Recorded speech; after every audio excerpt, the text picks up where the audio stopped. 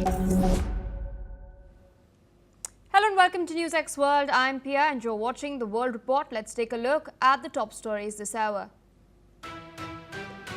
US President Donald Trump announced that he expects to meet Russian President Vladimir Putin in Budapest within 2 weeks, stating that their recent phone call achieved great progress, which the Kremlin has described as frank and trustful. Ukrainian President Volodymyr Zelensky has stated that he expects the momentum from the Middle East peace deal to help end Ukraine's war with Russia. He is also preparing to meet Donald Trump in order to discuss the receiving of Tomahawk missiles and additional US defense support.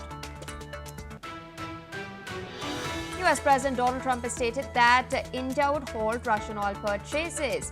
India's External Affairs Ministry has meanwhile claimed that the interest of Indian consumers is paramount. In the meantime, the United Kingdom has imposed sanctions on major Russian firms and Chinese energy assets. China has slammed what it terms as unilateral bullying from the West. US President Donald Trump has warned that Hamas must halt internal killings in Gaza, stating that force may be used to disarm the group. He's clarified that US troops will not enter the region, leaving action to local forces. Iran's Supreme National Security Council Chief Ali Larijani has met President Vladimir Putin in Moscow to discuss bilateral relations and cooperation following the recent strategic partnership treaty between the two countries.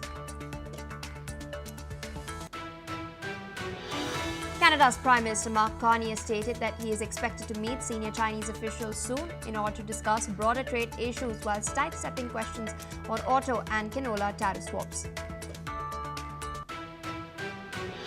China has imposed sanctions on US affiliates of South Korea's Hanwha Ocean, prompting Washington to accuse Beijing of trying to undermine US-Korea cooperation and exert economic pressure.